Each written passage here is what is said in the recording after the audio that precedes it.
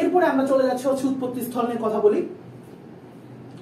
উৎপত্তি স্থল দেখো, মনে রাখবে একটা কথা ভাইয়া, যে 5 থেকে 12 কয়টা? 8 জোড়া। দেখো 1 2 3 4 5 6 7 8 8 জোড়া। 5 থেকে 12 এই 8 জোড়া করোটিক স্নায়ুর উৎপত্তি স্থল হবে মেডুলা অবলাঙ্গাটা। এটা খুব মনোযোগ সহকারে মনে রাখবা, ঠিক আছে? বাকিগুলো কোথা থেকে উৎপত্তি হবে সেটা হচ্ছে কথা। এই বাকি যে উৎপত্তি হচ্ছে, বাকি যে 4টা, তার মধ্যে প্রথম 2টা হচ্ছে অগ্র মস্তিষ্ক থেকে উৎপত্তি লাভ করবে, পরে 2টা হচ্ছে মধ্য মস্তিষ্ক থেকে। কারণ মেডুলা অবলাঙ্গাটা হচ্ছে কি পশ্চাৎ মস্তিষ্কের অংশ, তাই না? তো এই জন্য আমরা তো অগ্র মস্তিষ্ক কিছু দিতে হবে, মধ্য মস্তিষ্ক দিতে হবে, সবাইকে কিছু না দিলে তো মাইন্ড করবে, তাই না? এই জন্য কি করছে, আমরা একটু ভাগ করে দিছি যে 4 জনের মধ্যে অগ্র মস্তিষ্ককে একটু দিয়ে দাও কিছু, মধ্য মস্তিষ্ককে কিছু দিয়ে দাও। কারণ মেডুলা অবলাঙ্গাটা বা পশ্চাৎ মস্তিষ্ক তো পুরো 5 থেকে 12 8 জোড়ায় খেয়ে রাখছে, তাই না? আচ্ছা, এখন দেখো মনে রাখবো কেমনে, অগ্র মস্তিষ্কের অঙ্কীয় দেশ, অগ্র মস্তিষ্কের অঙ্কীয় দেশ শেষ। মানে তোমার অগ্র মস্তিষ্ক তো এমনিও অগ্রে, তারও আবার অগ্রে, ঠিক আছে? মানে একেবারে সামনের দিকে। অঙ্কীয় দেশ মানে কি সামনের অংশ, সামনের তল বা সামনের দিক। পশ্চাৎ দেশ মানে কি পিছনের দিক। পৃষ্ঠ দিক মানে কি তাও পিঠের দিক বা পিছনের দিক, ঠিক আছে? আচ্ছা, গেল অগ্র মস্তিষ্কের অঙ্কীয় দেশ, 2টা অঙ্কীয় দেশ। মধ্য মস্তিষ্কের কি একটু সমস্যা হয়, মধ্য মস্তিষ্কের ফার্স্টটা হচ্ছে অঙ্কীয় দেশ, স্বাভাবিক। প্রথমটা তো অঙ্কীয় দেশ সামনে থাকবে, প্রথম মানুষ প্রথম দিকে থাকবে, সেটাই স্বাভাবিক। কিন্তু সেকেন্ড জন যেটা করে পিছে থাকে। কিন্তু সমস্যাটা হচ্ছে কি, তুমি মাথায় একটা জিনিস মনে রাখবা, ব্রেইনের কোন স্নায়ুর অরিজিন, করোটিক স্নায়ুর অরিজিন একেবারে পিছন থেকে হয় না। সেটা একটু পাশের থেকে হইতে পারে, পাশের পিছন হইতে পারে। পাশের পিছন বলতে কি বুঝাইলাম, ধরো এখন একটু খেয়াল করো যে ভাইয়ার হাতে এই এসি রিমোটটা আছে, ঠিক আছে? সো ভাইয়ার হাতে যে এসি রিমোটটা আছে, সেই এসি রিমোটটার আমি যদি বলি যে এটা সামনে এটা পিছে, ঠিক আছে? এটা হচ্ছে পাশের দেশগুলা। সো একেবারে পিছে এই যে জায়গাটা, এই একেবারে পিছে কখনোই তোমার কি থাকবে না, করোটিক স্নায়ুর উৎপত্তি থাকবে না। এটা পাশে থাকতে পারে, পাশের মধ্যেও সামনে পিছে আছে, পিছন থেকে উৎপত্তি লাভ করতেছে। যেহেতু আমরা একটাকে সামনে আর একটাকে পিছে রাখতে চাচ্ছিলাম, কিন্তু আমি তো এটাও জানি যে একেবারে পিছে থেকে কখনো স্নায়ু অরিজিন করবে না। সো এটার মানে হচ্ছে সে একটু মানে তেরা ভাবে, তোমার বলতে পারি কি, মানে তেরা ভাবে বলতে কি, যে একটু প্যাচালো ভাবে উৎপত্তি লাভ করবে। সে পিছে থাকবে, কিন্তু সে পার্শ্ব দেশের পিছে থাকবে, ঠিক আছে? তাহলে আশা করি ব্যাপারটা ক্লিয়ার করতে পারছি। পরবর্তী জিনিসে আগে, পরবর্তী সামনের দিকে আগে দেখো। এবার 5 থেকে 12 পর্যন্ত কোনো সমস্যা নাই। সমস্যাটা হচ্ছে 6 নাম্বার এবং 12 নাম্বার, এই 2টা সবসময় একটু ফার্স্ট প্লেসে থাকতে চায়। যার মানে হচ্ছে তোমার এরা অঙ্কীয় দেশে থাকতে চায়। দেখো 6 নাম্বারটা অঙ্কীয় দেশ, 12 নাম্বারটা অঙ্কীয় দেশ, অলরাইট? আচ্ছা, 5 নাম্বারটা হালকা একটু ভেজাল করে, সে পার্শ্ব দেশে থাকবে, ভালো কথা, কিন্তু সামনে একটু সামনের দিকে থাকে, পার্শ্ব দেশের একটু সামনের দিকে থাকে, ঠিক আছে?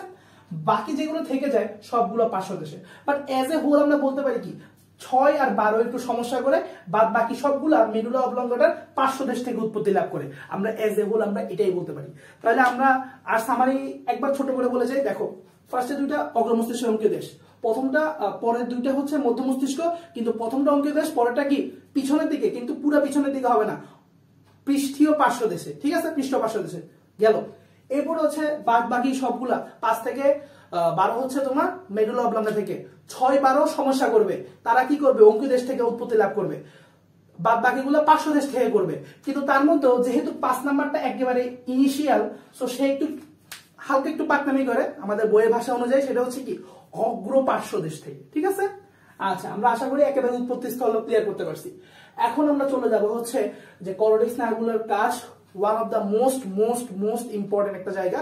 সো ভিডিও স্কিপ না করে একটু ধৈর্য সহকারে আমরা সেটাও কমপ্লিট করে ফেলি। তো দেখো, ফার্স্ট হচ্ছে তোমার কি অলফ্যাক্টরি স্নায়ু। অলফ্যাক্টরি স্নায়ু সম্পর্কে আমি 2টা জিনিস জানি এখন। নাম্বার 1 যেটা জানি সেটা হচ্ছে সেটা সংবেদী স্নায়ু, কারণ আমরা বলছি 128 হচ্ছে সংবেদী, এটা একটা সংবেদী স্নায়ু। নাম্বার 2 একটা জিনিস আমরা জানি, কমনলি আমরা বেশিরভাগ মানুষ জানি যে অলফ্যাক্টরি যে স্নায়ুটা সেটা থাকে আমাদের নাকের ভিতরে। সো নাকের ভিতরে কি কাজ করতে পারে, তাও আবার এটা ব্রেইনে উদ্দীপনা নিয়ে যাবে, এমন কি জিনিস হতে পারে, গ্রানের অনুভূতি, ঠিক আছে? তো তোমার যে স্মেলের অনুভূতি, এই যে স্মেল, এই স্মেলটা তোমার ব্রেনে নিয়ে যাবে, এই স্মেল যে তুমি করতে পারছো সেই অনুভূতিটা সেটা নিয়ে যাবে ব্রেনের কাছে। এটাই তো সংবেদী উদ্দীপনার কাজ, সংবেদী কোন একটা স্নায়ুর কাজ, ঠিক আছে? তাহলে ঘ্রাণের অনুভূতি মস্তিষ্কের কাছে পৌঁছানো হচ্ছে অলফ্যাক্টরি টাচ। শেষ, একদম ক্লিয়ার। এরপরে হচ্ছে অপটিক স্নায়ু। অপটিক কথাটা দিয়ে বুঝতে পারতেছি চোখ নিয়ে এসে ডিল করবে। আচ্ছা, এরপরে জিনিস আমি জানি যে এটা কেমন স্নায়ু, সংবেদী, কারণ 128, আবারও বলতেছি। তাহলে সে কি করতে পারে, কোন একটা অনুভূতি ভিতরে নিয়ে যাবে। চোখ দিয়ে কি করি আমরা, দেখি, দেখার অনুভূতি নিয়ে যাবে ব্রেনের কাছে। তাহলে দর্শনের অনুভূতি ব্রেনের কাছে নিয়ে যাবে বা মস্তিষ্কের কাছে পৌঁছানো এর মূল কাজ, একদম অ্যাজ সিম্পল অ্যাজ দ্যাট। এরপরে আমরা আগাই অকুলোমোটর। দেখো, অকুলোমোটরের কাজটা হবে, এটাও চোখ নিয়েই কাজ হবে। এখন ঘটনা হচ্ছে চোখ নিয়ে কাজ হইলেও এটার কাজটা কি রকম হওয়া উচিত, চেষ্টীয়, কারণ 3 নাম্বারটা হচ্ছে চেষ্টীয়, তাই না? এখন চোখের মধ্যে ব্রেন এসে একটা কাজ বলবে, সেই কাজটা চোখের উপর করবে, চোখের উপর করবে। ব্রেন একটা কাজ দিবে, চোখের উপর করবে। এটা কি হতে পারে, আইবল বা অক্ষিগোলকের সঞ্চালন। দেখো, নরমালি মাথার মধ্যে ঢুকে গেছে, তাই না? সো অক্ষিগোলকের সঞ্চালন করতে পারে। এরপরে হচ্ছে এখানে একটু বলে রাখি, অক্ষিগোলকের সঞ্চালন দিয়ে একেবারে আমরা একটা জিনিস মনে রাখবো, অক্ষিগোলকের সঞ্চালন করতে পারে 3, 4, 6। এই কথাটা একদম মনে রাখবা, লিখে রাখো, অক্ষিগোলকের সঞ্চালন। আমি এখানে লিখলাম না, অক্ষিগোলকের সঞ্চালন করবে কারা, 3, 4, 6। তাহলে 4 নাম্বার যে ট্রক্লিয়ার প্যাথেরিক স্নায়ু, সেটারও কাজ হবে কি, অক্ষিগোলকের সঞ্চালন, ঠিক আছে? 6 নাম্বার অ্যাবডুসেন্স, সেটারও কাজ হবে অক্ষিগোলকের সঞ্চালন। তাহলে দেখো, আমরা অলরেডি একেবারে 5 নাম্বার বাদে 6 নাম্বার পর্যন্ত আমাদের কিন্তু অলরেডি শেষ, প্রায় হাফ অফ দা ওয়ে কিন্তু আমাদের শেষ। ট্রাইজেমিনাল নার্ভ সম্পর্কে কিন্তু কিছু বলার নাই, তার কারণ হচ্ছে ট্রাইজেমিনাল নার্ভের যে শাখাগুলো, অপথালমিক শাখা, ম্যাক্সিলারি শাখা, ম্যান্ডিবুলার শাখা, এগুলো যেখানে যেখানে বিস্তৃত লাভ করে সেই অংশগুলোর কার্যাবলী সে নিয়ন্ত্রণ করে নরমালি। এটা তেমন কোনো স্পেসিফিক কাজ বলার মতো নাই। আচ্ছা, তাহলে আমরা হাফ অফ দা ওয়ে আমরা শেষ করে ফেলছি। এরপর আমার বাকি আছে শুধুমাত্র আর 6টা। এই 6টা মোস্ট ইম্পর্টেন্ট, কারণ এই 6টায় আমরা পেস লাগাই ফেলি অনেক সময়, ঠিক আছে? উপরেও পেস লাগাই, 3, 4, 6 বলে দেওয়ার কারণে এখন আর পেস লাগবে না, অক্ষিগোলকের সঞ্চালন, বাদ বাকিগুলো এমনি মনে রাখা যায়। দেখো, alright. So 7 number facial nerve. Facial নার্ভের একটা গুরুত্বপূর্ণ কাজ হইতেছে, সে কিরকম নার্ভ, একটা কি বলবো, বোধ দিয়ে কি বুঝেছি, এম দিয়ে মোটর বুঝেছি, বি দিয়ে বোধ বুঝেছি। বোধ মানে হচ্ছে মিশ্র, যার মানে দুটাই করবে, অর্থাৎ সে সংবেদী উদ্দীপনাও করবে, সে কিছু একটা চেষ্টীয় কাজও করবে। আচ্ছা, সংবেদী কি করে, সংবেদী করে হচ্ছে স্বাদ গ্রহণ। তোমার কাছে একটু অদ্ভুত লাগতে পারে যে ফেসিয়াল এটা কেন স্বাদ গ্রহণ করে, আল্লাহ, এটা তো খুবই অদ্ভুত ব্যাপার। মানে ফেসের মধ্যে আছে, কিন্তু তুমি দেখো ফেসটা কার কাছাকাছি আছে, তোমার মাউথের কাছাকাছি আছে। সো মাউথে তোমার কি আছে, টাং আছে, যেটা তোমার স্বাদ গ্রহণ করে। সো ফেসিয়াল নার্ভ তোমার টাঙে সাপ্লাই দেয়, এবং টাঙে সাপ্লাই দিয়ে তোমার কি হয় জানো, তুমি স্বাদটা গ্রহণ করতে পারো। এইটা মোস্ট ইম্পর্টেন্ট একটা জিনিস, তোমার মাথার মধ্যে তুমি ভুলে যেতে পারো যে ফেসিয়াল নার্ভ কেমনে স্বাদ গ্রহণ করে, কিন্তু মাথায় রাখবা ফেসিয়াল নার্ভ তোমার টাঙে সাপ্লাই হয়ে তুমি স্বাদ গ্রহণ করতে পারো। এরপর হচ্ছে গ্রীবা এবং চর্বণ ও গ্রীবা সঞ্চালন। আচ্ছা, তাহলে এখানে মোটর কাজটা কি করে, সংবেদী কাজটা স্বাদ গ্রহণ, মোটর কাজটা কি করে, চর্বণ এবং গ্রীবা সঞ্চালন। এখন বলতেই পারো ভাইয়া এভাবে বুঝাইছেন ভালো কথা, কিন্তু আমরা তো 2 দিন পর ভুলে যাব, এটা স্বাভাবিক, 2 দিন পর ভুলে যাওয়াটা স্বাভাবিক। এর জন্য ভাইয়া একটা জিনিস চিন্তা করছি এইভাবে, যে কিভাবে বলা যায় স্টুডেন্টকে, যে স্টুডেন্ট সে মনে রাখতে পারে। তুমি ধরো কোন একটা জায়গায় ডিনার ডেটে গেছো, মাথায় রাখো কই গেছো, কোন একটা মেয়ের সাথে, তুমি যদি একটা ছেলে হয়ে থাকো তুমি একটা মেয়ের সাথে ডিনার ডেট করতে গেছো, অথবা তুমি যদি একটা মেয়ে হয়ে থাকো তুমি একটা ছেলের সাথে ডিনার ডেট করতে গেছো।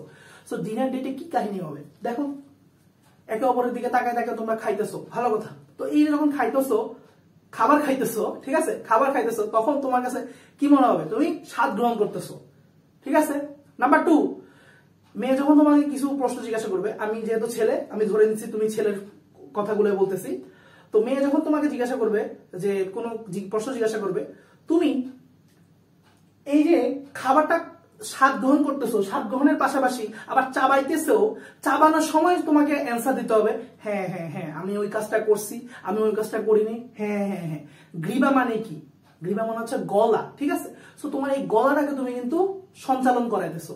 সো এই জিনিসটা এভাবে মনে রাখতে পারো, ডিনার ডেটে গিয়ে তুমি যা কিছু করবা সব হচ্ছে তোমার ফেসিয়াল নার্ভের কাজ। আরো একটা জিনিস মনে রাখতে পারো, তুমি ডিনার ডেটে গেছো, তোমার একটু সুন্দর লাগতে হবে, তাই না? তো একটু ফেসিয়াল বা ফেস প্যাক করে গেছো, সো এখান থেকে তোমার একেবারে ডিনার ডেটের সাথে তোমার সবকিছু মিলে যাবে। তুমি খাবার খাচ্ছ, স্বাদ গ্রহণ করতেছো, খাবারটাকে চাবাচ্ছ, চর্বণ করতেছো, পাশাপাশি তার কথা জবাব দিতে গিয়ে গ্রীবা সঞ্চালন করতেছো। ঠিক আছে? আচ্ছা, আশা করি এখন আর কখনো ভুল হবে না। এরপর হচ্ছে অডিটরি বা অ্যাকুস্টিক নার্ভের কাজ নিয়ে কথা বলি।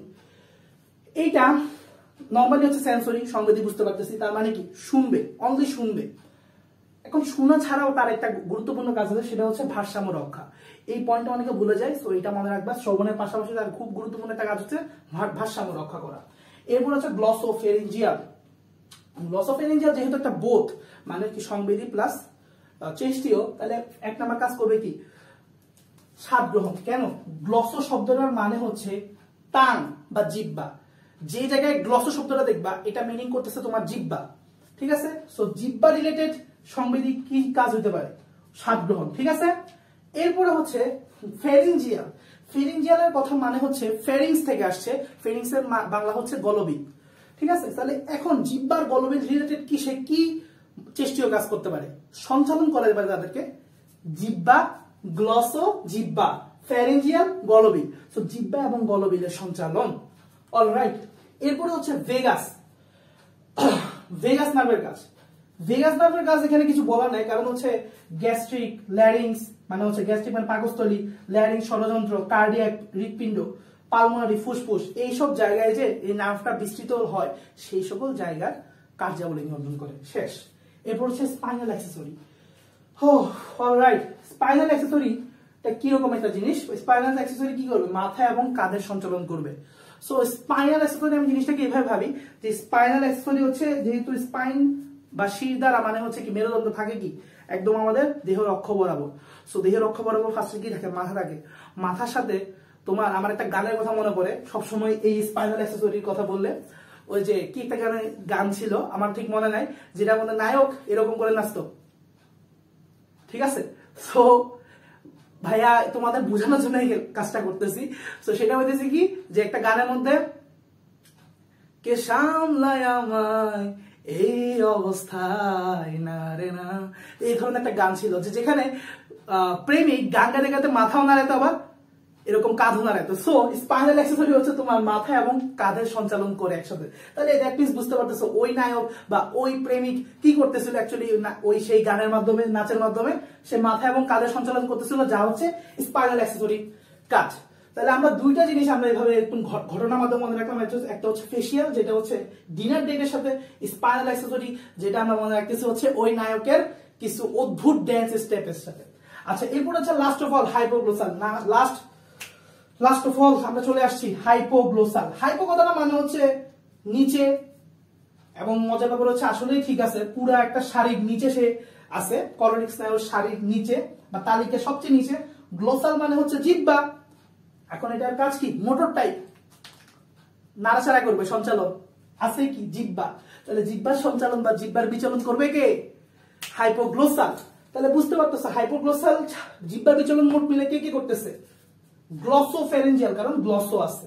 গ্লসোফেরেঞ্জিয়াল এবং হাইপোগ্লোসাল দুটোটাই জিহ্বার সঞ্চালন বা বিচলন করতেছে। এখানে আবার অনেকে পার্থক্য তৈরি করে, সঞ্চালন আর বিচলনের মধ্যে তেমন কোনো পার্থক্য নাই, দুটোটাই কিন্তু করতেছে। বাট তোমাকে যখন ডিরেক্ট প্রশ্ন করা হবে যে জিহ্বার বিচলন করতেছে বা জিহ্বার সঞ্চালন করতেছে কে, চুজ দ্য বেস্ট অ্যান্সার দেওয়া হবে, তখন তোমাকে কিন্তু হাইপোগ্লোসালে দাগাইতে হবে। বাট এনি হাউ যদি তোমার দুইটাই অপশন দাগানোর সুযোগ থাকে, তুমি দুইটা দাগাবা। বাট ডাবল অ্যান্সার করার দরকার নাই। তোমাকে যদি এরকম অপশন দেয় ক এবং খ, এরকম যদি কোনো একটা অপশন পাও, তখন তুমি দাগানোর চেষ্টা করবা। But choose the best answer হলে অবশ্যই হাইপোগ্লোসাল নার্ভ, কারণ এটা হচ্ছে একদম মোটর, পিওর মোটর, বাট এটা কিন্তু পিওর মোটর না। ঠিক আছে? আচ্ছা, that's all about the cranial nerves. ভাইয়া নিজেও এক্সস্টেড হয়ে গেছি। সো আশা করি মোটামুটি একটা টায়ারিং একটা ভিডিও ছিল, একটু বড়ই ভিডিও হয়ে গেছে। সো তোমরাও হয়তো দেখতে দেখতে বিরক্ত হয়ে গেছো, বাট আমি আশা করি ভিডিওতে তোমরা যদি একটু মনোযোগ সহকারে দেখো, কর্টেক্স নার্ভ সেই চারটা সম্পর্কে আর জীবনেও কোনো কনফিউশন থাকবে না, এবং যত ধরনের প্রশ্ন হয় সব ধরনের প্রশ্ন তুমি অ্যান্সার করতে পারবা। এবং যদি তুমি করতে পারো তাহলে ভাইয়া সার্থক হবো। তাহলে এই আশা এবং প্রত্যাশা নিয়ে এখানেই ভাইয়া বিদায় নিচ্ছি। দেখা হবে পরবর্তী আবার কোনো লেকচারে। ধন্যবাদ।